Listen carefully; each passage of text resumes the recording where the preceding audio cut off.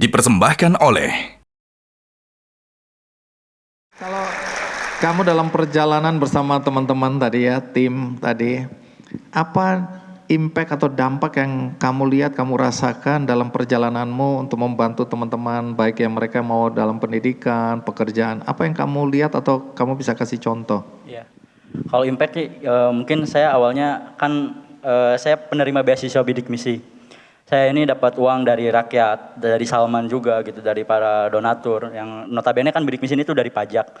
Yang mungkin dia dari UMKM, daripada pedagang, daripada ojol, dan itu saya terima, bahkan saya makan gitu. Dan ini udah jadi daging nih, udah nggak bisa dilepas.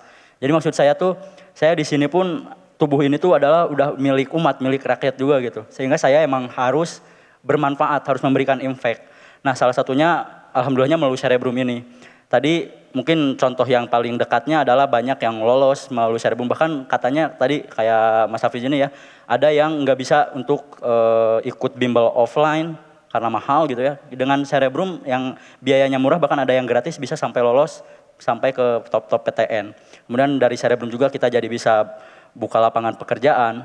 Kemudian yang ketiga, kita di perusahaan kita tuh saya udah bayar pajak sekitar 1-2 M dari perusahaan ini. Artinya ketika bidik misi memberikan saya uang sekitar 1 juta per bulan dikali 4 tahun dikali 12 berarti 48, ditambah UKT-nya 10 juta berarti selama 8 semester 80 juta, berarti sekitar 128 juta pemerintah atau rakyat ini ngasih uang kepada saya.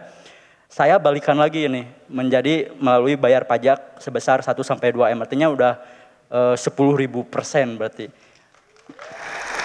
Ya, jadi di sini artinya ya kalau pemerintah ingin serius itu seharusnya investasilah di pendidikan gitu, karena nanti ketika orang yang mendapatkan beasiswa itu dan kemudian berhasil, uangnya itu bakal jadi ke negara lagi, bahkan tadi kan kenaikannya bisa sampai 10.000% gitu.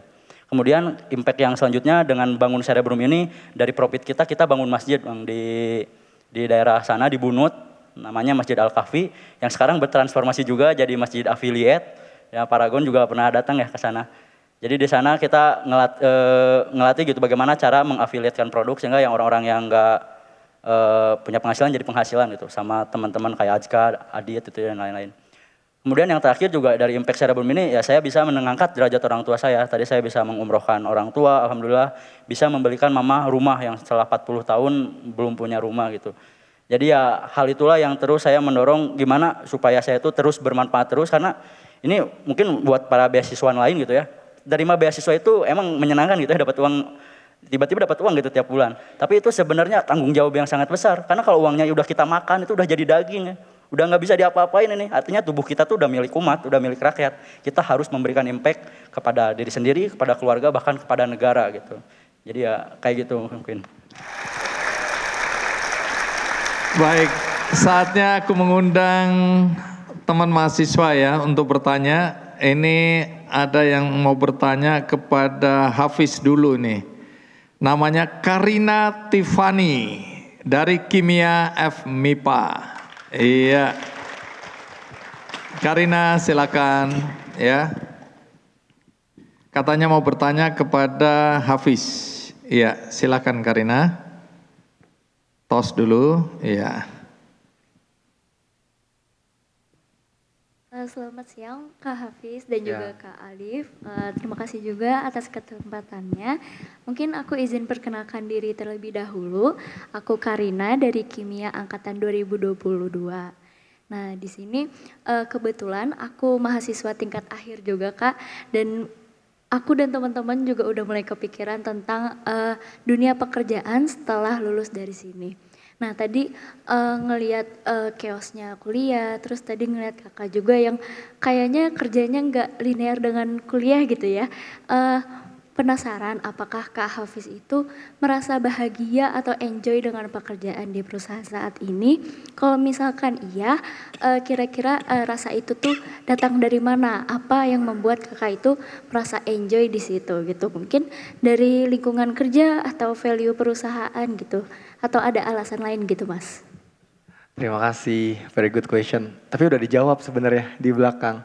Dan for the context tuh CEO kita Pak Harman tuh lulusan kimia juga ya. Jadi memang di Paragon kalau kalian pengen lihat orang-orang yang tidak linear datang ke kantor kami. Semuanya, anak teknik kimia jadi apa, anak farmasi di sales. Leader saya tuh lulusan farmasi tapi bukan formulator, jadi ya group headnya sales gitu ibaratnya. Balik pertanyaannya, apa yang bikin kita yang sebenarnya secara keilmuan tuh nggak nyambung kan? Saya dulu tuh pengen banget, saya cerita juga dulu. Di tahun pertama saya kerja di Paragon, saya tuh nggak happy. Saya ada ngerasa aktualisasi diri saya tuh nggak nyampe gitu. Karena saya dulu di kuliahan lumayan aktif di himpunan, aktif di lomba-lomba, lulus cum laude juga alhamdulillah waktu itu. Pengen gitu loh menerapkan apa yang saya tahu, yang gue baca buku textbook banyak itu berbahasa Inggris susah itu, masa nggak diterapin gitu. Jadi ada perasaan ego, buat apa gue kemarin belajar sesusah itu, buat malam-malam begadang gitu kan. Tapi ternyata mahalnya kita kuliah di ITB adalah kita punya lingkungan yang baik, dan kita tuh teman-teman kalian pada ambis gak sih? Pasti iya kan, karena kadang kita gak mau belajar tapi lihat kiri kanan belajar tuh kayak ya udahlah belajar juga lah gitu. Jadi karena kebiasaan itu, jadi dimanapun kita kerja, aku yakin anak ITB akan survive. Bagi anak ITB yang tidak arogan juga tentunya, yang mau menurunkan egonya untuk belajar hal baru. Nah, jadi tahun pertama aku di Paragon tuh gak happy. Jadi lumayan inilah, apalagi kan COVID. Jadi baru pertama kali ngerasain kerjaan, gak pernah ketemu sama bos teman-teman. Adanya bawaannya cuma ngelihat dia ya di typing. Tiap dia typing gue shock, mau jantung kena serangan jantung. Aduh, dia ngomong apa lagi gitu kan. Kebetulan dulu ngerjainnya marketing juga. Ada yang tahu brand Emina gak di sini? Emina, itu saya dulu brandnya. Kalau kalian lihat dulu brandnya campaign lucu-lucu warna pink, saya yang bikin. Jadi gue bingung juga dulu sama diri gue gitu. Terus live streaming Emina, saya yang live. Sebelum live streaming TikTok kayak zaman sekarang, saya tuh udah nge-live. Ya mau lip tint yang warna apa teman-teman gitu. Lip tint gue pakai di tangan gitu. Kak boleh gak pakai di bibir, nanti aku check out. Oke aku pakai. Nah yang penting di check out gitu. Dari zaman dulu udah dicoba. Dan itu stressful. Tidur tuh gak pernah teratur lah. Dulu saya di kampus kan aktif banget olahraga. Jadi tidur diatur. Tapi selama di Paragon tuh di tahun pertama, saya being vulnerable aja. Sangat gak nyaman. Karena saya belum ketemu purpose-nya apa gitu. Tapi di satu titik ketika saya ketemu purpose-nya apa, dan saya dipindahin waktu itu ke e-commerce. Itulah titik baliknya. Jadi kalau teman-teman lihat, oh enak banget ya Hafiz tuh datang dari ITB perminyakan langsung ketemu Paragon. Enggak, gue dulu musuhan juga sama Paragon. Tapi aku tuh adalah, tadi aku bilang di awal, aku suka banget challenge. Yang gak gampang aku makin suka. Jadi waktu itu aku gak mau resign, kenapa? Kalau gue resign gue kalah.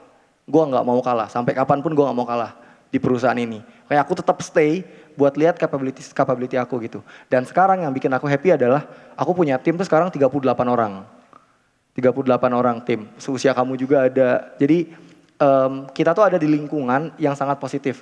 Jadi di Paragon kita tuh punya purpose yang sama. Pasti kalau aku ngomong purpose teman-teman ngerasa alah klise. Apa sih purpose gitu. Sama aku juga gitu mikirnya dulu. Waktu di posisi kalian ngomong purpose, alah apaan itu. Tapi ketika dijalani itu beda. Sesuatu yang kita jalani pakai hati itu akan terasa sampai ke hati juga. Jadi aku punya tim itu kayaknya turnover rate di kita tuh almost 0% ya. Hampir gak ada gitu loh. Kenapa? Karena kalaupun dia pindah mau S2 itu bagus kan. Jadi yang bikin aku nyaman pada akhirnya adalah gimana kita punya kesempatan untuk berinovasi dilingkupi sama lingkungan yang positif yang membiarkan kita untuk ngelakuin hal yang baik itu sih. Jadi baik. Itulah kira-kira. Terima kasih. Iya, Karina. Terima kasih kamu dapat kenang-kenangan dari Kick Andy dan juga dari Paragon. Karena tingkat akhir mungkin boleh nanti di ini ya Kak Uye ya. Direkrut. Oh ini sedang rekrutmen juga ini ya. Ambil lihat-liatin Bang Andi. Iya, baik. Kedua penanyanya ini untuk Alif. Yang mau nanya namanya Arsya Dwi dari FTI SP Teknik Pangan. Iya, Arsya Dwi. Silakan Arsya. Baik, kamu mau tanya apa? Langsung aja ke Mas Alif atau Kang Alif. Sebelumnya terima kasih Mas Andi. Jadi seperti yang kita tahu ya teman-teman semuanya, Kak Alif tadi ceritanya luar biasa sekali, dimana setelah setelah diterima menjadi mahasiswa ITB, seminggu kemudian banyak sekali cobaan dan juga rintangan yang dilalui oleh Kak Arif. Namun di situ bukan menjadi hambatan buat Kak Alif ya Kak. Kayak itu adalah titik Kakak adalah mulai untuk memperjuangkan dan juga membanggakan kedua orang tua. Nah, dan juga Kak Alif juga sudah membuktikan bahwa kakak itu ternyata bisa memperjuangkan dengan kakak sekarang sudah berdiri di sini, sudah memiliki perusahaan yang luar biasa, terus juga bermanfaat bagi teman-teman kita yang ingin masuk ke PTN dan juga bisa membangun sebuah perusahaan Serebum ya Kak yang sudah banyak sekali di Indonesia. Nah, dalam perjalanan panjang itu apa yang sebenarnya menjadi titik balik kakak atau kekuatan terbesar kakak yang membuat kakak itu bertahan melewati berbagai rintangan yang kakak miliki, dan bagaimana rasanya kakak sekarang kakak sudah berdiri di atas doa-doa kakak yang dulu dipanjatkan dan sekarang sudah terkabul. Terima kasih. Jawabannya sebenarnya karena nggak ada pilihan lagi ya. Karena memang waktu itu saya anak tertua, apakah pilihannya saya mau kabur aja udah kuliah aja sendiri gitu, nggak peduliin keluarga. Tapi kan nggak kayak gitu. Dan yang saya pilih ya saya mengambil tanggung jawab itu. Saya jadi istilahnya tulang punggung keluarga. Dan di situ saya ngerasanya nggak beban juga gitu ya. Karena berapa ya? Karena menurutku itu kayak ini tuh adalah takdir gitu. Bahwa Allah memberi kepercayaan kepada saya gitu. Bahwa saya bisa melalui ini. Jadi segala cobaan itu ya mindsetnya kita harus yakin bahwa kalau kita dapat masalah itu tuh artinya kita bakal naik level dan masalah itu pasti bisa dilalui oleh kita gitu. Kan Allah nggak mungkin memberikan cobaan yang di luar batas kita gitu ya. Jadi saya udah yakin ketika dapat masalah itu, ya udah pasti bakal kelewatin itu. Kita tinggal jalanin aja dan ini justru bakal jadi naik level.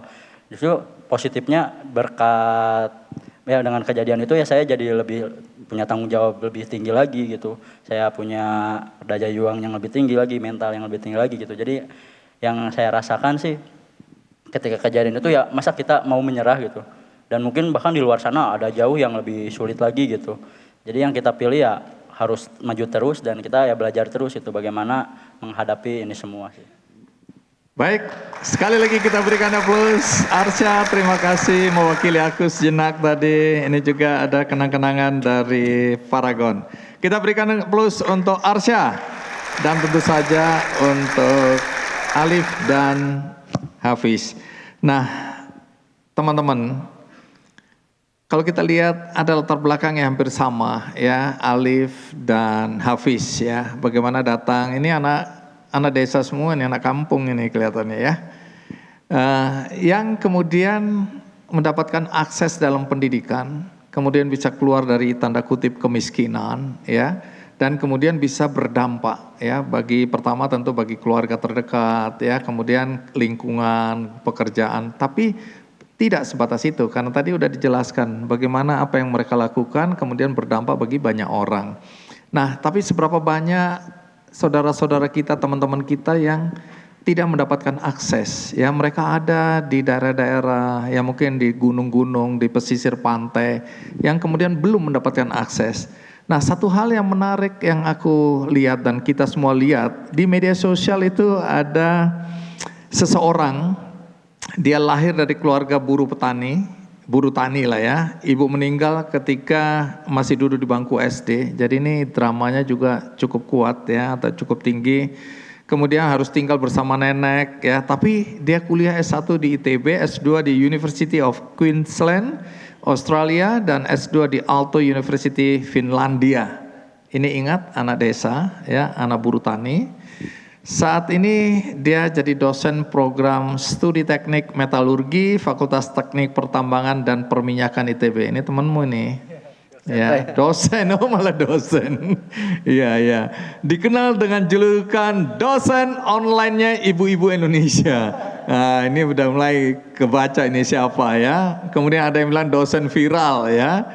Dan popularitasnya memang luar biasa di kalangan ibu-ibu, terutama di kalangan orang tua yang berharap suatu hari dia bisa bertemu dengan sang dosen viral ini, karena dosen ini membawa cerita kebaikan, membawa kabar baik, dan membuka akses untuk anak-anak di daerah-daerah terpencil di mana-mana yang selama ini memiliki kualitas intelektual yang tinggi tapi belum punya kesempatan. Nah, dia adalah jembatan yang kemudian membuka pintu-pintu yang selama ini mungkin tertutup bagi orang-orang atau anak-anak muda yang memang belum mendapat kesempatan. Siapa dia? Namanya adalah Mas Imam Santoso. Kita berikan aplaus. Imam Santoso ya. Mas Imam yang dikenal, aku ke situ aja deh. Mas Imam.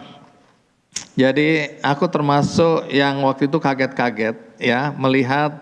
Dan kita selalu memang hati kita terenyuh ya ketika melihat, mendengar ya cerita-cerita anak-anak yang diberi kesempatan. Entah Tuhan mengaturnya bagaimana, dan Mas Imam adalah salah satu yang tanda kutip menjadi kepanjangan tangan Tuhan. Ya, coba cerita peran yang Mas Imam mainkan ketika bertemu dengan atau menemukan anak-anak yang memang pada dasarnya secara ekonomi sangat terbatas, mendapat kesempatan dari Mas Imam. Ceritakan sedikit pengalamannya. Baik Bang, terima kasih kesempatannya. Jadi mungkin adik-adik, Mas Imam itu jemput bola itu sejak baru mahasiswa ITB. Waktu itu juga masih belum sukses, masih belum bisa membuktikan bahwa nanti saya masuk ITB akan sukses, tapi saya sangat percaya Bang. Jadi saya pulang kampung, ke sekolahan, mungkin saya juga waktu itu gak mikir kenapa begitu percaya dirinya saya, begitu sok taunya akan masa depan. Saya tuh kayak hanya menjual angin surga gitu Bang ya. Makanya saya tuh datang, ada namanya Mbak Devi Donat yang pernah tinggal di GOT. Itu saya cuma datang, ayo kuliah tinggi nanti kamu sukses, jangan takut biaya. Di ITB banyak beasiswa, sesimpel itu Bang. Karena bagi anak-anak desa itu kan gak tahu kalau apa itu beasiswa. Zaman dulu kan kalau ada beasiswa kan ditempel di dinding. Saya benar-benar datang, yuk kuliah ke Bandung yuk bareng Mas Imam. Mas sudah ke sana, di sana itu nanti kamu bisa ada rumah amal Salman, ada yang ngasih beasiswa, ada ikatan orang tua asuh. Jangan khawatir. Tapi waktu itu saya belum membuktikan, tapi saya melihat contoh bagaimana dengan pendidikan orang-orang sukses. Pak Habibie juga senior kami ada juga. Itu sebenarnya Bang saya sesimpel tadi mungkin menjadi apa ya, mungkin ada info di Bandung saya bawa lewat desa, mungkin dulu adanya cuman telepon yang pakai Telkom yang tik tik tik 30.000 panik sendiri, ya udah pulang. Itu sih Bang, sesimpel itu. Ya, jadi kalau kita lihat peran Mas Imam, karena yang nonton ini sekarang berapa juta kalau sekali upload ini? Kalau per bulannya kadang 100 juta view, bulan ini 70. Semalam saya cek 65, antara 65 sampai 70 juta, tapi di angka itu sih Bang, sekitar 80 juta view sebulan. Baik, jadi inisiatif dan atau kesadaran bahwa melalui media sosial aku bisa berperan ya. Itu sejak kapan mulai dirasakan? Awalnya dari mana? Ini lucu, saya kan dekat dengan mahasiswa. Saat COVID, anak-anak kan ridho orang tua Bang. Gak bisa pulang ke Lombok, gak bisa pulang ke Sulawesi. Jadi saya ngajak 2 anak, namanya Hausan dan Haikal, pulang kampung. Ya udah, daripada kamu gak bisa pulang COVID, ikut aku aja. Ya udah bikin konten masak, cuci piring, dosen cuci piring sama mahasiswa itu. Viral banget. Oh ternyata ini ya, netizen suka yang receh-receh. Saya mulai receh, nambah lagi followernya. Tapi saya berpikir, kan kalau cuman receh, value-nya cuman hiburan. Saya mulai mengkonten anak-anak yang dulu saya jemput Bang. Saya ngonten namanya Mbak Devi Donat yang dapat Kartini Award, viral. Saya ngonten anak yang saya dulu datengin namanya Yetno yang sekolah di viral jutaan. Ya udah, saya mencoba tetap ada hiburannya receh-recehnya, kadang dosen ngomel cuci piring. Saya mulai sleepy Bang gitu kan. Konten-konten anak-anak saya yang dulu saya jemput sukses. Dan alhamdulillah dari situ diajak collab oleh beberapa perusahaan. Saya malah di Pak Rektor juga, Mas Imam yuk kita ini Pak Menteri. Ya dengan Pak Rektor kemarin apa yang viral itu ya? Jadi jemput anak di Malalak. Jadi waktu itu Pak Rektor, Mas Imam, yuk kita jemput yuk adik-adik ini karena zaman dulu tuh Pak Rektor kita seperti itu. Terus kita memberikan motivasi kepada orang tuanya dan juga kita sebagai memvalidasi betul nggak sih anak KIPKA itu mampu tidak mampu. Terus alhamdulillah Paragon mensupport dan luar biasa kita bareng-bareng ke Malalak. Ternyata di Malalak itu untuk membesarkan satu anak itu satu kampung bang. Jadi itu viral karena ceritanya Pak Rektor datang dan juga penduduknya ketika ada anak masuk ITB. Penduduk kampung udunan bang. 10.000, 20.000. Saya ceritakan bagaimana untuk membesarkan satu orang anak itu ada satu kampung sampai ikut. Viral bang. Jadi itu viral. Dan alhamdulillah mudah-mudahan bisa jadi inspirasi. Dan di konten-konten Mas Imam aku lihat ya bagaimana mengikuti perjalanan seorang anak yang dulu mungkin merasa rendah diri ya tidak karena percaya mungkin diri. lahir dari keluarga yang relatif kurang mampu, kemudian tidak berani untuk bicara, tidak berani untuk tampil dan seterusnya, tapi kemudian terjadi perubahan ya. Betul. Iya. Jadi, nah sekarang buat anak-anak yang di seluruh Indonesia yang saat ini mungkin ya belum dapat kesempatan, apa pesan dari Mas Imam untuk mereka? Seperti kata Bang Adi juga, seperti abang-abang kalian di depan, jangan pernah takut kuliah tinggi, pasti ada jalan. Dan yang terpenting adalah kalau kita kuliah tinggi, kita harus berpikir bukan hanya tentang uang, tentang diri kita, tapi tentang apa yang kita bisa berikan kepada masyarakat. Kalau tadi Mas Ali bilang bahwa uang beasiswa sudah mendarah daging, sudah menjadi diriku, mau gak mau kita sudah berhutang untuk rakyat Indonesia. Jadi kita berpikir apa yang kita berikan untuk Indonesia. Gitu. Tadi Mas Alif juga membuktikan bagaimana hidup ini bukan tentang uang lagi, pengennya jadi raja minyak, ngebor, ngangkat minyak mungkin jadi ini, tapi beliau mencari value, mencari kebermaknaan dalam tempat dia bekerja. Itu sih bang dari saya. Baik, terima kasih Mas Imam ya. Tunggu, kalau orang mau nonton konten-kontennya di mana? Santosoim Instagramnya. Ya, baik ya. Karena aku sendiri melihat apa yang dilakukan Mas Imam ya melalui kekuatan media sosial itu bukan semata-mata menghibur, tapi ada nilai yang dibagikan. Jadi aku mengapresiasi orang-orang yang bukan saja cuma ingin agar viewersnya meningkat, kemudian menyampaikan hal-hal yang menurut aku nggak bermanfaat, bahkan menimbulkan konflik di masyarakat ya. Jadi ada konten-konten yang menurut aku layak untuk ditonton ya. Salah satunya aku lihat Mas Imam ya memberikan harapan pada anak-anak termasuk mereka yang merasa sudahlah memang Tuhan udah menggariskan nasibku seperti ini karena lahir dari keluarga yang tidak mampu atau kurang mampu. Tapi tidak ya, mindsetnya harus diubah. Ada banyak kesempatan, tadi Paragon juga memberikan banyak sekali kesempatan untuk anak-anak di seluruh Indonesia termasuk dalam kompetisi yang namanya Paragon Impact ya. Bisa cerita sedikit Paragon Impact itu apa supaya teman-teman yang tidak hadir di sini bisa tahu apa yang dilakukan oleh Paragon. Ya, kalau tadi saya cerita kita di Paragon itu dikasih kebebasan buat berinovasi Bang Andi.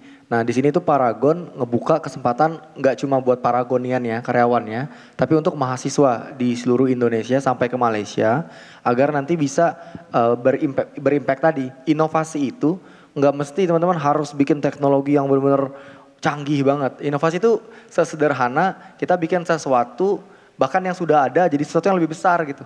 Jadi ide pun juga bisa dianggap sebagai inovasi. Jadi ide-ide inovasi ini bisa beragam bentuknya. Nanti mungkin kalau ngomongin detail soal eventnya nanti bisa langsung follow aja di Instagramnya Paragon ya, di Grow at Paragon atau Paragon Corp. Tapi yang jelas impact ini tujuannya adalah agar mahasiswa-mahasiswa bisa merasakan dan berbagi impact seperti apa yang Paragon berikan selama ini. Dan pada akhirnya nanti kalau memang kan akan ada kompetisi kan, presentasi. Kalau nanti teman-teman pengen ikutan kerja juga di Paragon seperti apa yang tadi saya cerita, mungkin lewat impact ini adalah salah satu jalur fast track menuju ke manajemen trainingnya Paragon. Gitu ya kalau nggak salah dari teman-teman tadi cerita.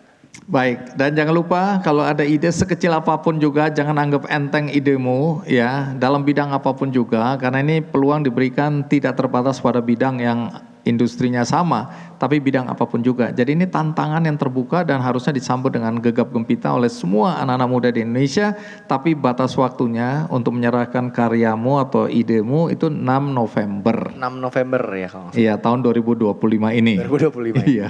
Kalau 2026 lama banget. Lama, ada lagi nanti ya, tahun depan aku yakin ada lagi. Oke, Alif, apa rencana hidupmu ke depan ya? Apa mimpi yang kamu ingin wujudkan dalam hidupmu ya, dampak yang kamu berikan kepada orang-orang di sekitarmu maupun orang-orang di seluruh Indonesia? Bisa ceritakan. Mungkin kalau mimpi sih saya ingin lanjut lagi gitu S3 mungkin.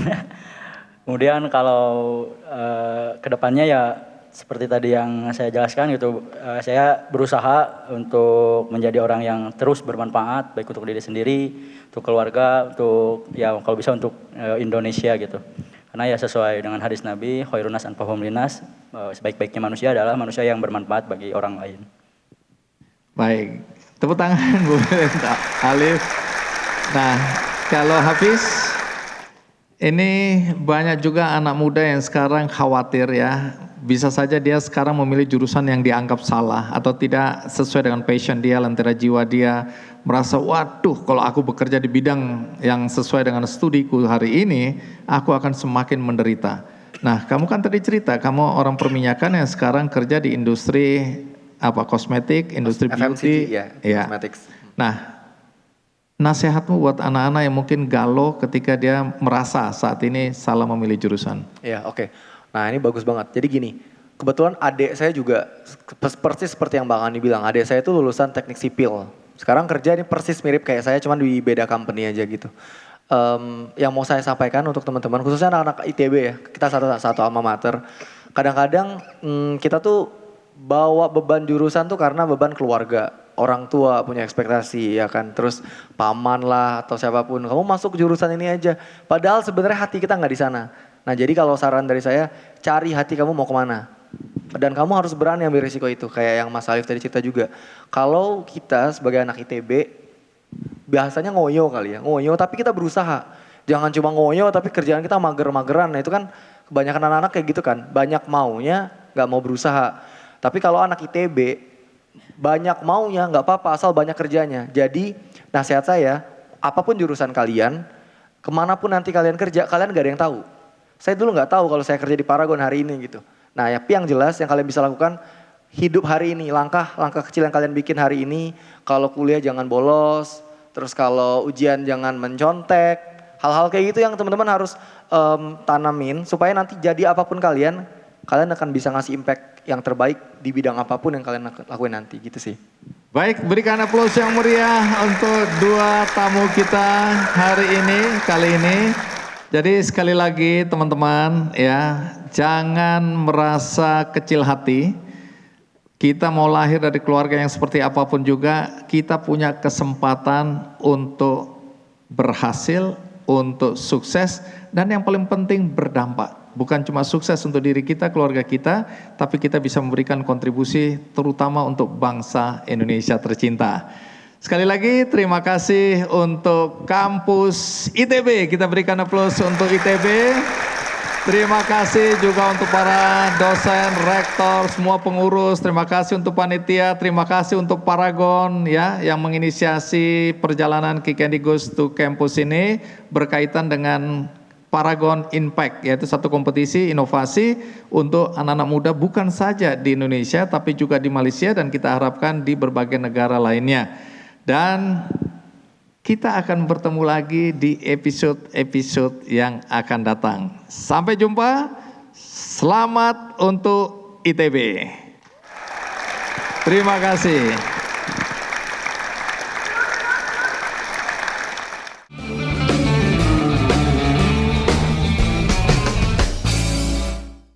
Dipersembahkan oleh